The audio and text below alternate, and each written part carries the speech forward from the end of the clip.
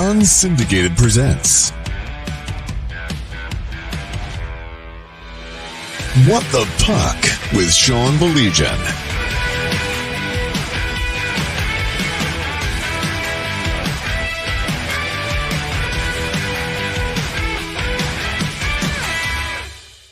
Well, so glad you could join us here on Wednesday night for another edition of what we like to call the Proven Path, taking a look at MHSAA hockey. It's been so great to move all over the state. And tonight, this is the Saginaw Heritage Edition. And kindly joining my broadcast partner, Mike Ivesel, and yours truly, Sean Belegian, is the head coach at Saginaw Heritage.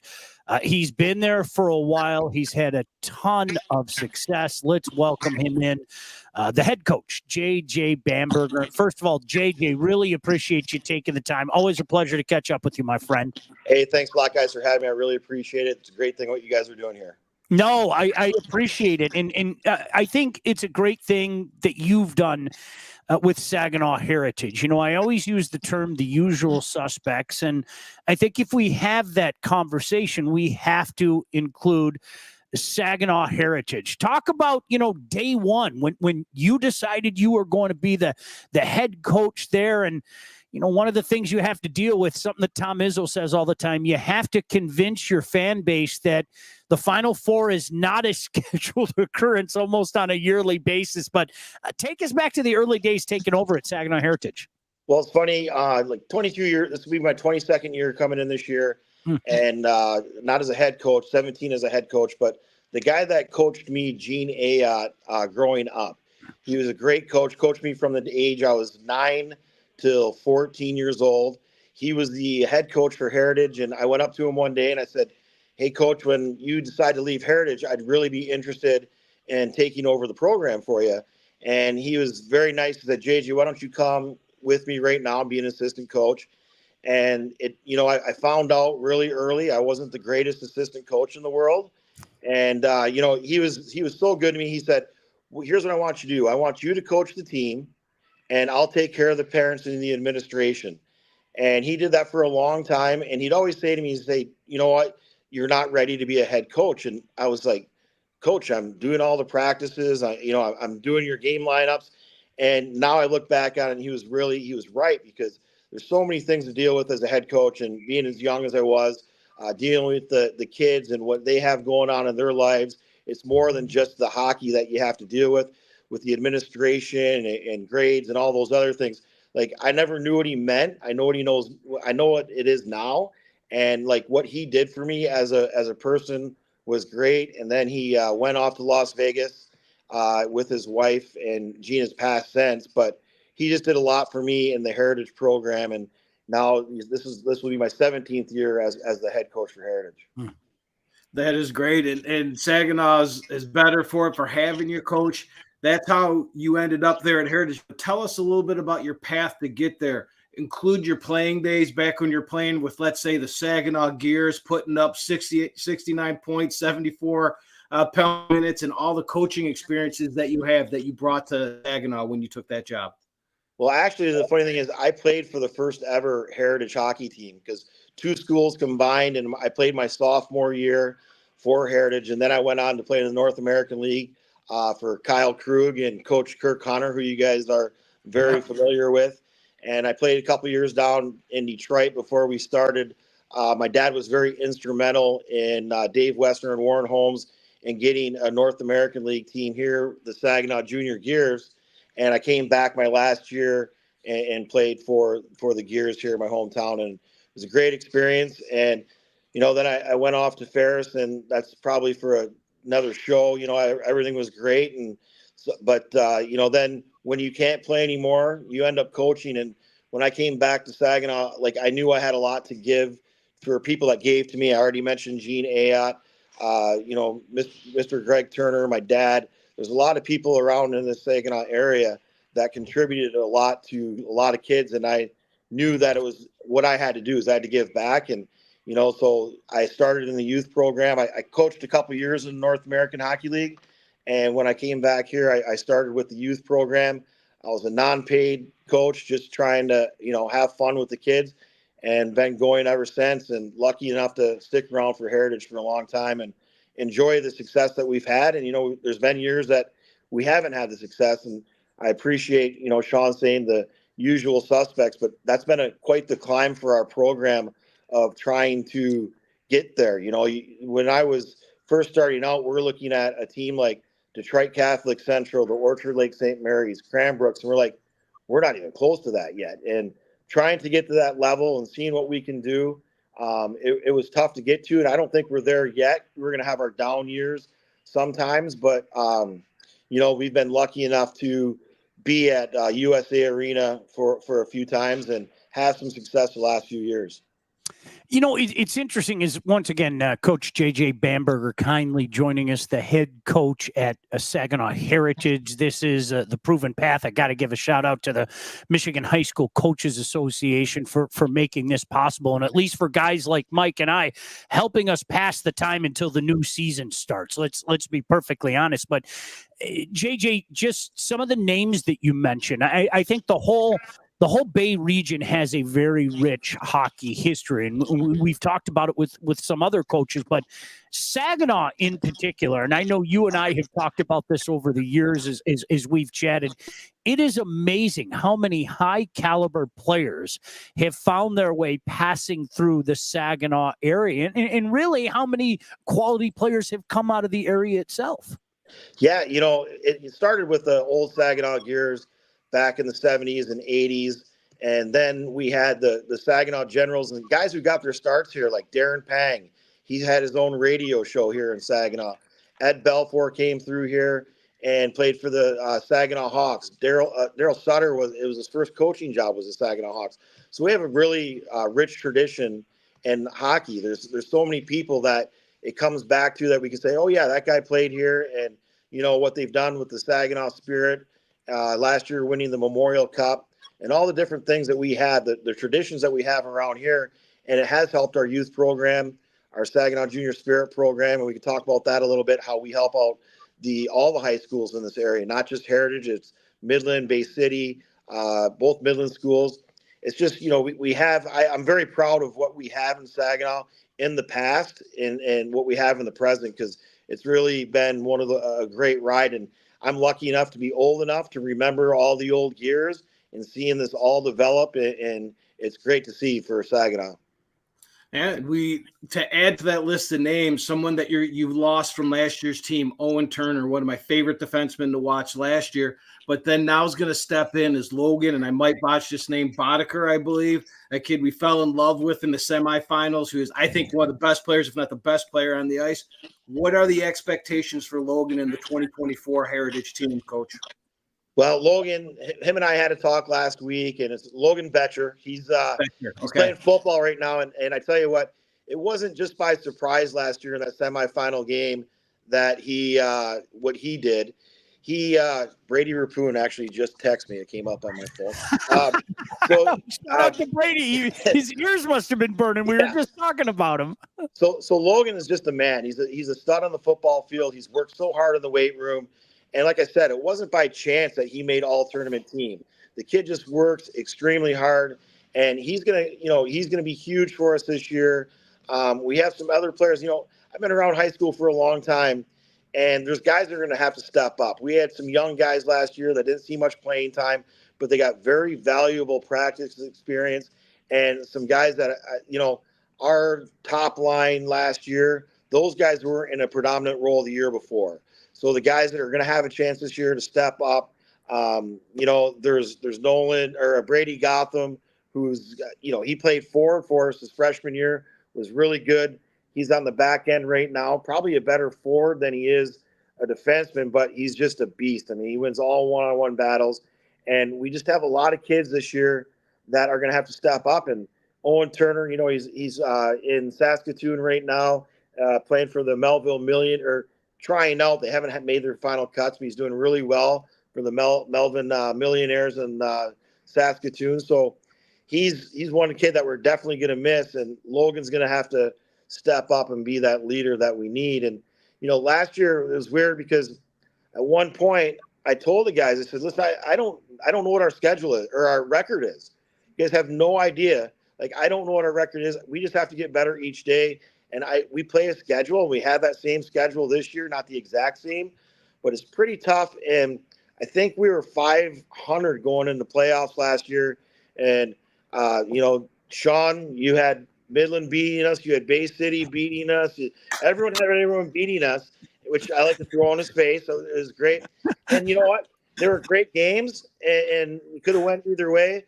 We found a way to do it, and it was, one of those things that we got back to where we wanted to, and it was to the kids' effort. They were just getting better every day, and more kids getting minutes and stuff like that. And our record, we were pretty thin, so you'd see our Friday night games, and then we play a Saturday game. Friday we were always a lot better because we had such a thin bench last year. All right, seriously, I deserve the shot. I take the shot. There's no doubt about that. Okay, owned. But that was, remember what I said last year, JJ, because I got burned the year before. You were right. It was the year before. And last year I said, I'm not going against JJ again. Do you remember that? And last year I was like, I'm not doing it. I've seen him. And seriously, Coach, this is meant as a compliment. I hope you know that. I've seen you do that, what you just said so many times. There are certain teams. I always use Trenton as another example. There are times you'll see Trenton and they're kind of meandering. You're going, what's going on? But boy, when those lights go on, it just seems you have the boys ready. And really, Coach, all kidding aside, I think that's attributed to your approach. Okay, listen, I'm not worried about it right now. Every game, we just find a way to get better, and it seems like your teams respond year after year. And it's one of those things that we talk about a lot. It's the hard work that they have to put in and the results that they're going to get. I have an unbelievable coaching staff as well, and we have that plan every single year of what we're going to do. Like, I know a lot of coaches week 1, week 2, week 3 are working on power plays and doing things. We, at the beginning of the year, I sit down with a great coaching staff. I got to give a shout out to them as well. Scott Turner, he's been with me for almost all the years that I've been there. We've had Jeff Turner, who's now with the Junior Spirit. He will end up coming back at some point.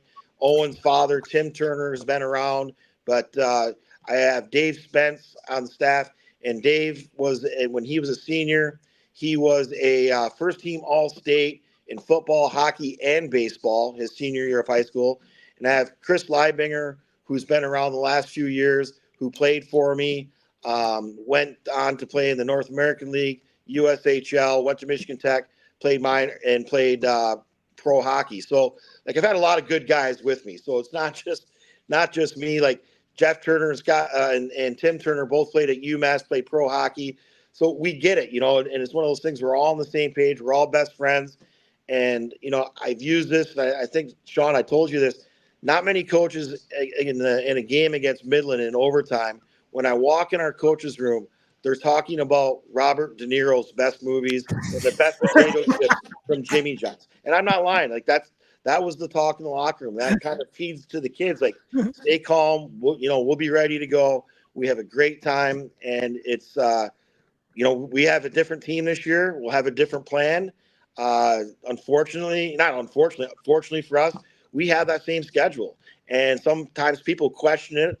Parents are like, why do we have this schedule? There's some tough games, and you got to keep the kids up. You have to keep them ready to go. Well, talking about some tough games and getting them ready and always having a tough schedule, which I love. What are a couple of games that me and Sean should not miss this year that is on your schedule? Man, last year's Midland High game, that playoff game here at Saginaw Bay Ice Arena was just packed. It was one of the best high school atmospheres I've seen. It was just everyone from the community came, and it was just a really good hockey game and clean. It was, everything was good about that game. And I like that we came out on top, but either way, like, I left that game with my son, and my son looked at me and said, Dad, when I'm a freshman, can I play for Heritage? And I said, well, you can sit on the bench next to me. I don't know if you're going to play, but I'm done paying for travel hockey. But it's just the games. We have Marquette coming in here this year, but a lot of our games, we have Flint Powers. Our league is very tough. Bay City's on the road. Midland High's on the road.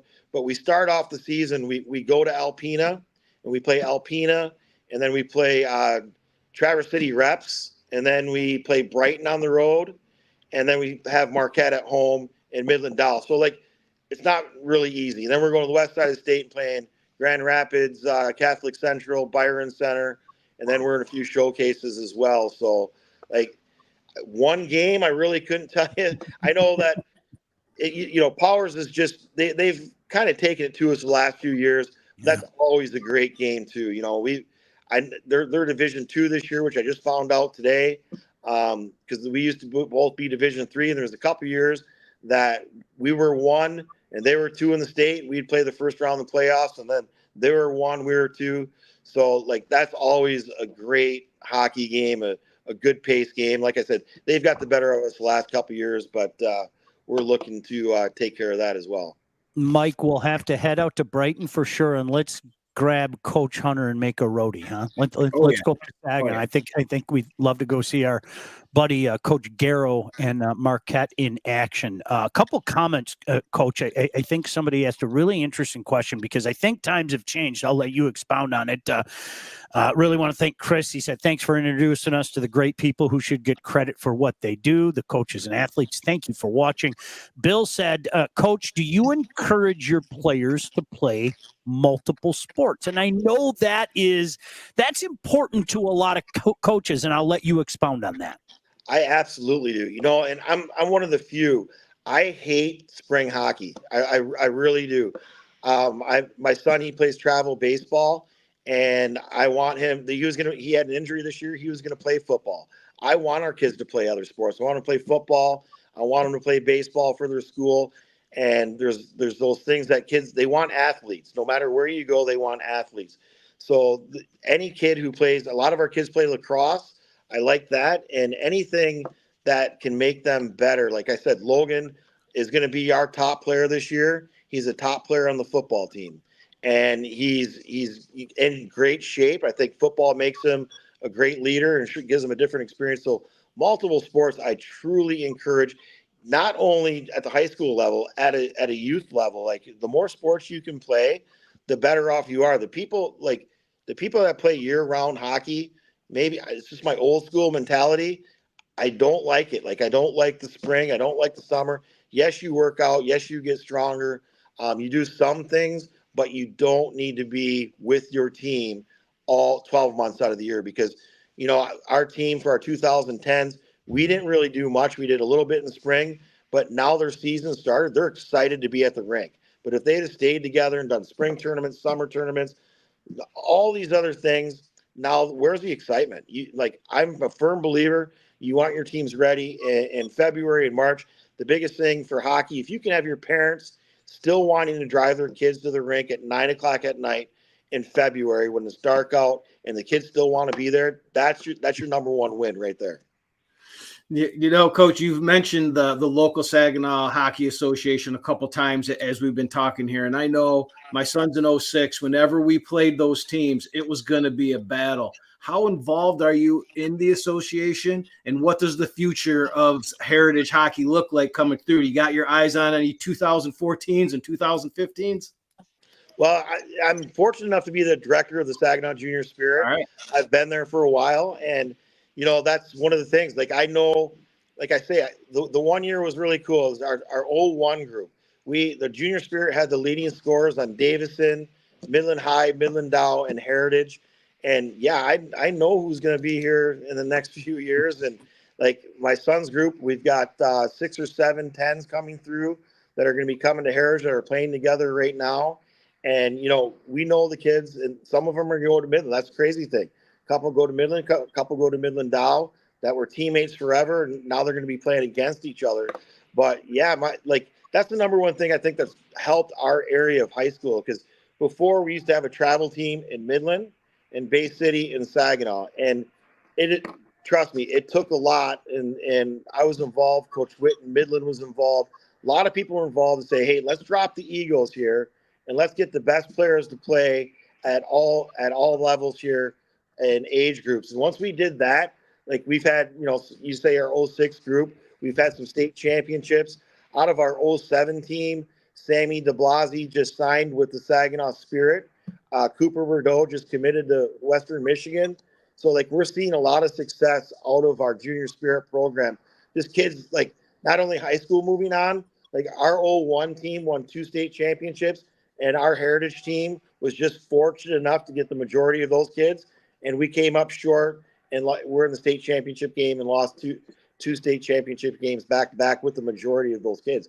So that's the number one thing to build a program is I talked to Ben in Alpena, and first thing him and I talked about, he is so involved with their Alpena program, with the youth program, and you're going to see that team get better and better and better. He is on the ice all the time working with those kids. I did a camp up there this summer, and Ben Henry is doing a really good job in Alpena because he is involved with their youth program up there. So it's huge. Once again, JJ Bamberger kindly joining us here. This is called The Proven Path. We're talking about all things Michigan high school hockey, and certainly I think Saginaw Heritage has more than made their mark in the past couple of decades. Coach Hunter said I might be busy that day. No, he won't. He'll go up there. You know it as well as I do.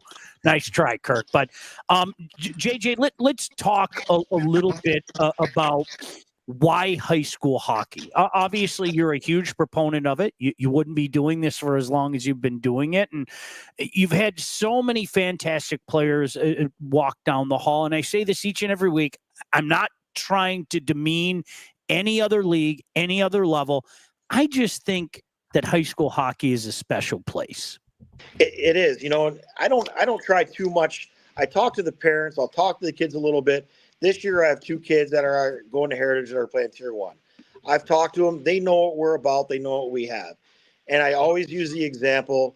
I had 2 kids, and one of them is my coach. One was playing Tier 1, and they're the same age. One came and played his freshman and sophomore year for Heritage. Well, they both ended up their junior year in the North American League. Then they both went to the USHL. Then they both went on to play college hockey, Division I college hockey. So, they both took a couple different paths, but the difference was money. You're saving a lot of money. And I'm a true believer that if you're good enough, they're going to find you're going to be able to play. There's not going to be a junior coach that says, you know what, you play at the high school level.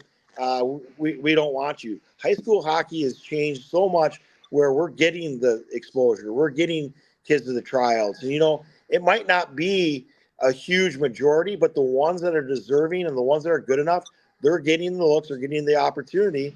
And just like I said, like a kid like Logan, he gets to play football. He gets to stay close to home, and they do get to play their games because they're going to do the MHA and get to go to some tournaments and get all those games in. So, there's no coach that I ever could think of that's like, I'm not going to take you because of where you played. I mean, the old name was that Joel Otto was one of the first guys for the Calgary Flames.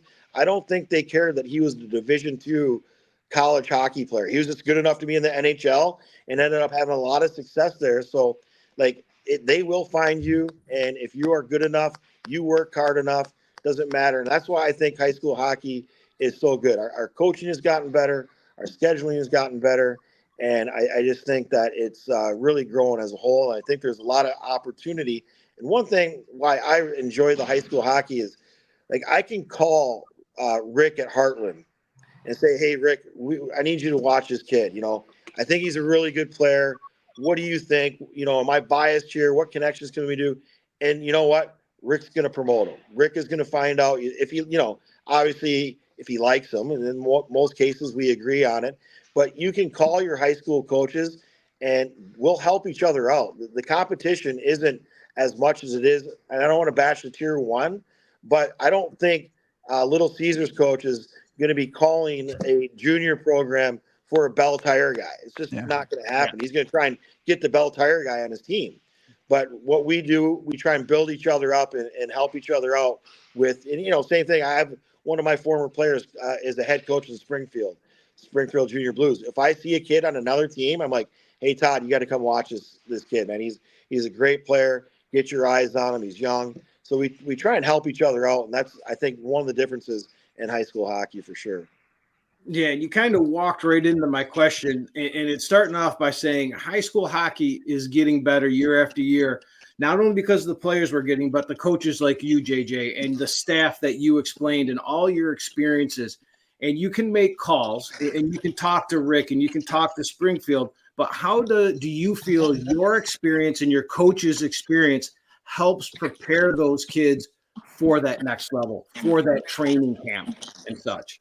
Well, and that's, there's really good things with us. Like Chris Lieberger, he's young enough, so he can relate to him on a different level. Like I'm the old school, I can relate to him. I text all the guys that were still in camp, hey, how's it going?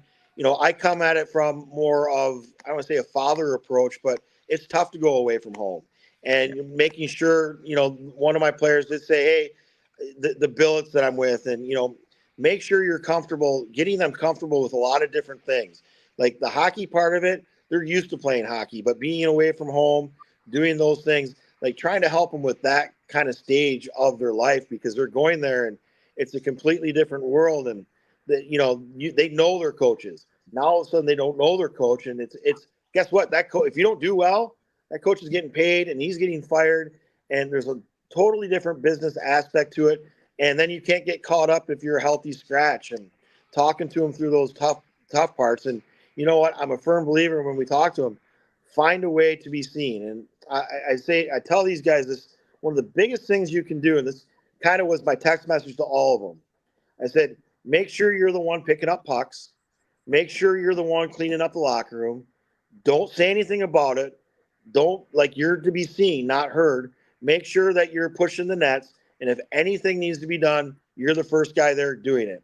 And that is one of the things, how you get noticed and by a coach. And again, it's not a coach you're looking and say, hey, that kid right there, he's been the one that's been picking up pucks. No one's asked him to do it. He stayed the locker room guy, the equipment guy. Oh, guess what? He's helped me. I didn't ask him. He picked up sticks, helped me pick up a locker room. But you don't say it. You don't say, let me do it. You just do it. Don't ask any questions about it. That's awesome. A lot of different ways that you can get noticed at a camp.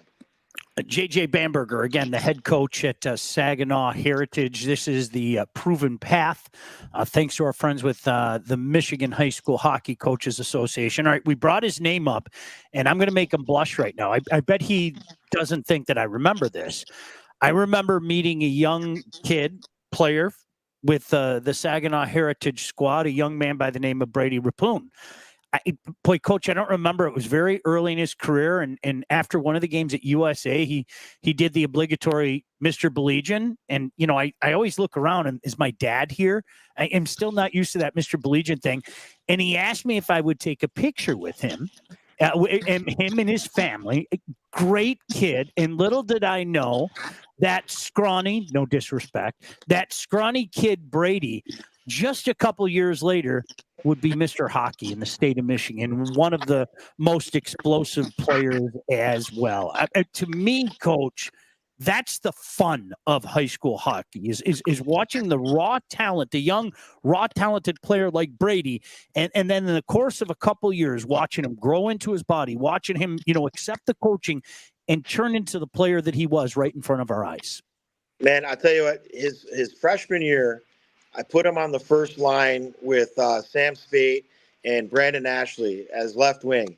And I'll never forget it. We were playing Forest Hills Central, and he got big boy hit for the first time. I mean, I didn't think he was going to come back. Him and I have talked about it. Like, he was hit. And the key was he went back out there. And he was just a natural goal scorer and just a really good kid. And when I talked about that picking up the pucks things, I truly believe, like, not only did his talent win him Mr. Hockey, but when he went to TPH and MHA and did those things, all the players gravitated towards him because he was just like unassuming. He is always the kid that would pick up pucks, get the net, but he was pumping up he would just a nice kid, and there was no resentment towards him. And with other coaches, like, he's never going to be, and I talk to him about it all the time. He's never on the bench. If someone chirped him from the bench, he wouldn't come back with anything. He let his playing do the talk. And I know that last year I was advocating for him because I knew how good he was. He had to have a good MIHL showcase, and he let his play just really step up at the showcase. And I think that kind of turned it around. And it was nothing that he ever did fancy. And everyone's, they would say, well, he's slow. Like Sean said, he was a little scrawny, but I never saw him lose the battle. And I never saw him, not get to a loose puck. and his hockey sense was off the charts. And he was very fortunate. Like him and Cole, they had a great chemistry, and they had one of Ethan Hulk was one of the most talented players that we've ever had come through Heritage. And talk about a kid who Ethan Hulk could have probably went on and played somewhere. And I would say to the kid, hey, we need everyone to watch film tonight. And then the next day, did you guys watch it? Ethan's like, no, I was doing my homework. The kid knew what he wanted to do. He's a 4-point plus at Heritage. He was going to Michigan. He wants to be a doctor. And coach, I was studying. So that's what Ethan was doing. So like Brady was very lucky to have the players that he had around him, but he made the most of it with Sam Spade his freshman year, Brandon Ashley to Ethan Hulk and Matthew Cole. Like, but that's why you coach, because those kids are just great kids. Oh yeah. So here comes we've lobbed some softballs. This is always the toughest question I put out there to the coaches. I always ask, what is the one thing, if you could, you would change or improve upon the high school hockey, Michigan high school hockey, to either improve the game or get more eyes on our kids to move them on to juniors and college? Well, I have the politically correct answer, and so I'll give a couple answers. One, just kind of do what we're doing. Like the game has changed and done so much. They haven't been afraid to change things up, which is great. They've added things, and like I said, I've been around long enough to see that Michigan high school hockey hub explode. Yeah. And at first I was like, man, I hate that our stats are on there. I hate that other teams, but it's good for the game because it's growing the game and it's something that really helps out. And then we added a couple games and we tried adding more. So they're not opposed to making changes, and that's really going to help our game. They're still trying to do certain things of making changes. I mean, the state champ stuff, that is huge. And Sean and Jonathan, that's, you guys know, like when you guys go to rinks, the kids love that. And tier 1 kids don't get that, but the high school kids get exposure when they can hear their name or their school, and you guys do a great job of spreading it around, because you guys could talk about the top 5 teams every week because they're the top 5 teams are great, but there's 130 programs, and growing it that way is huge through all those different things. So, the guys that are doing it, we have a lot of really good guys on the Coaches Association, and they have a tough job. Do you always agree with what they're doing? No, but they're not going to be able to get 130 coaches to agree with them. But they're trying to grow the game the right way, and they're trying to press things and do things to grow our game and continue to grow our game. And, I really appreciate that, because if you don't like what's going on, then you got to get more involved. But those guys do a good job. It's a thankless job, what they do. And again, like you say, I agree with a lot of it. That's my politically correct answer. So my off the wall answer, what would I do? Like, there's 3 divisions, right? And the co-op, I think, is crazy, and I think there should be some rule changes for that. Like, if I'm a co-op school, you should have to go to the school that's closest to you if they have hockey.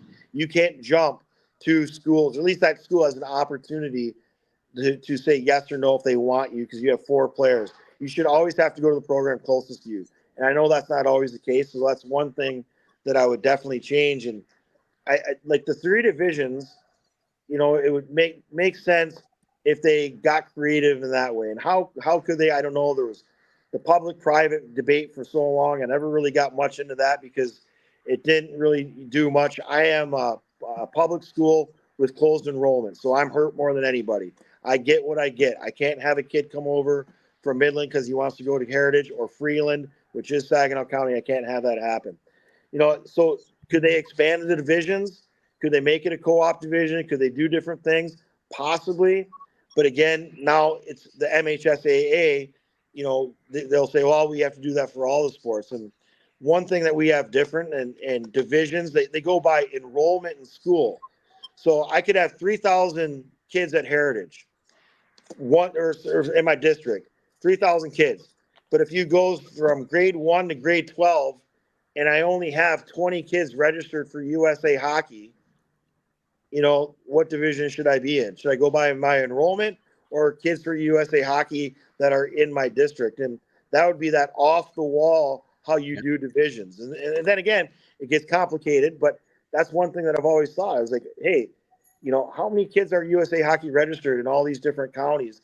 And that could be a difference in how you put kids into divisions. And they're readily available through USA Hockey. They don't change much. There's not a kid that has never been registered for USA Hockey that's going to come in the 9th grade and be a game changer for any high school program. So that's not the case in football, because football, some kids might not play till 9th grade. Right. But in hockey, they're not just going to pick it up. So that's my off the wall answer.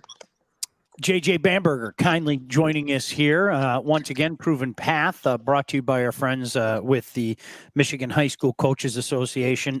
Coach, I would be remiss if I didn't mention a special game on your calendar every year, and you guys turning, just a tragedy, a negative into a positive. Correct me if I'm wrong. I think last year it was against Bay City. I think you guys had the memorial game against Bay City. But for people out there that aren't aware of it, tell people the background and again, how you turn just a terrible tragedy into a positive.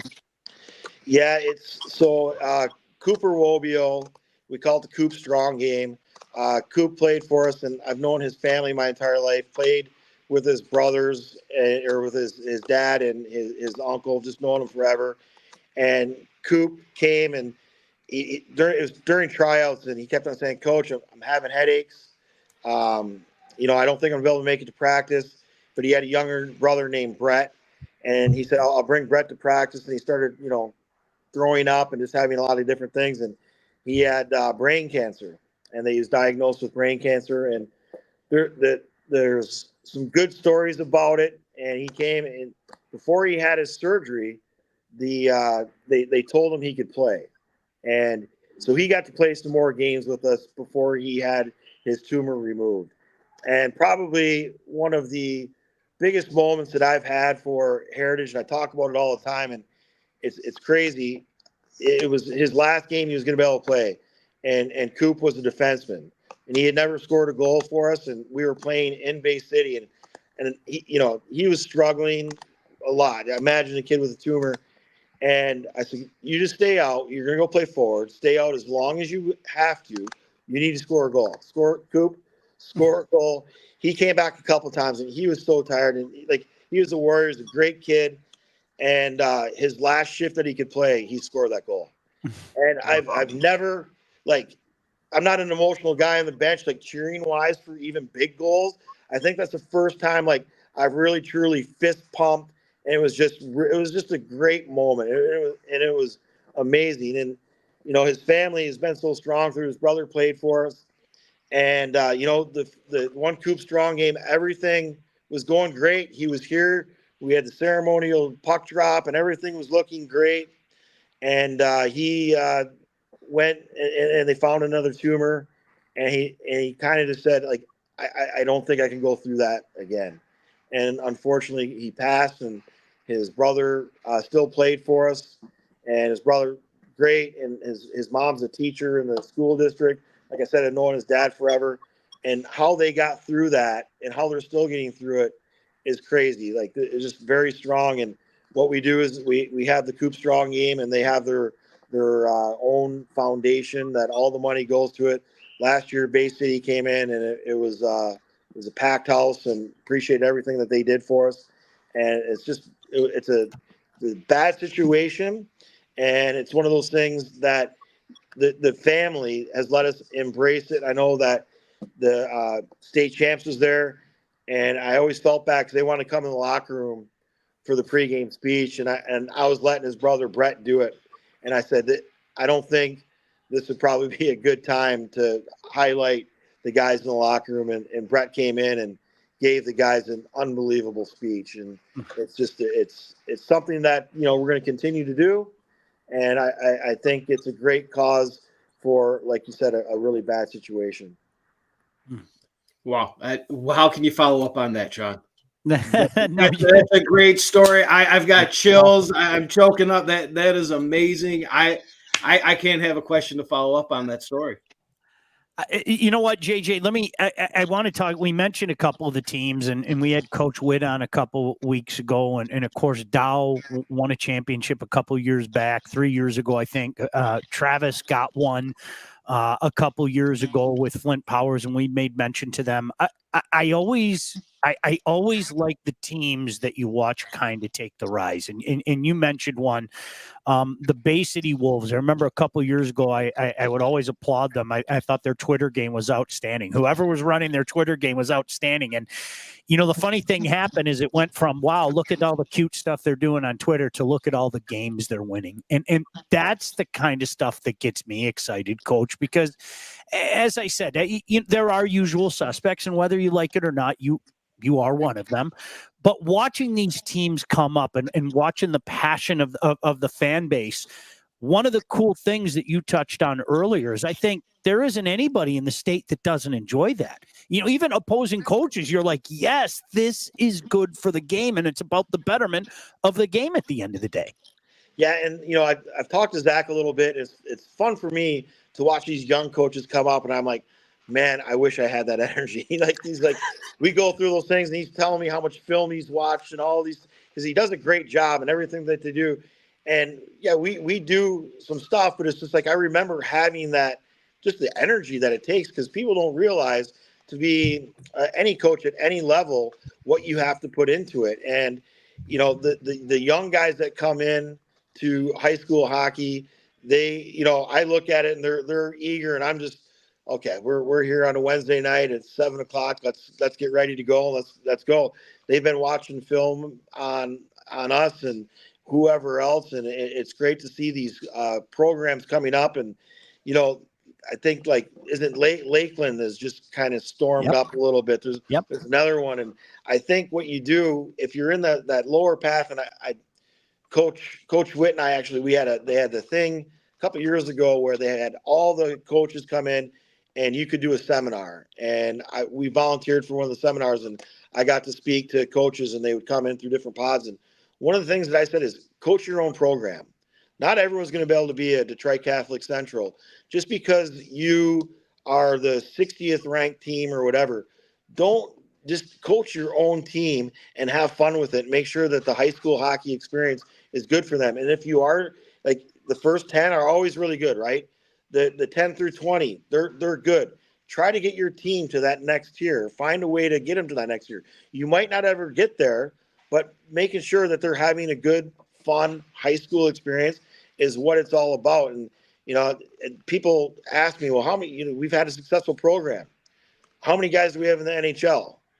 We don't have any, but I have 11 to 13 kids we can call doctor. We have kids that are definitely great kids and all those other things. So all the coaches that are the young coaches that we have, don't get caught up in those wins and losses. Get caught up in the overachieving, trying to overachieve every single year. There's only so many teams that can make it to Computer. There's only 3 teams that win a state championship. Just because you didn't win a state championship doesn't mean you're not a successful program. That's one of the things that I will live by for all these guys. And to see the younger guys coming in with the enthusiasm and doing what they're doing is good to see for an old guy on the way out. That's awesome. JJ Bamberger. All right, one final thing. And hey, listen, all jokes aside, I always thank you. You've always been great with me whenever I need anything or you got a tip or something. Sometimes you take the initiative as well. And I can't tell you how much I appreciate that. But Mike, you may have noticed Coach Bamberger's mug. I'll give you a hint. It matches your hat. So JJ, I got to get your thoughts. On the Lions 2024 season. For people that don't know, huge Lion fan. He and I have talked about that many times over the years, but your thoughts on where this 2024 season's going, Coach? Well, they're obviously as talented as can be.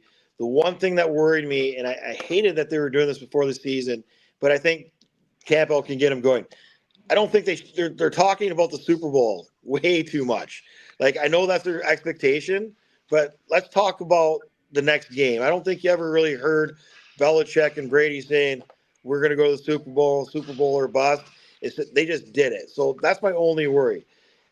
I love the Lions. I got my City Pride Detroit hat on because what the Tigers are doing is great. And every Sunday I'm watching, and I was there for 0-16, and I'm going to enjoy what we have. And we have a contender, and I think if this defense shapes up, it's going to be fun to watch all year long.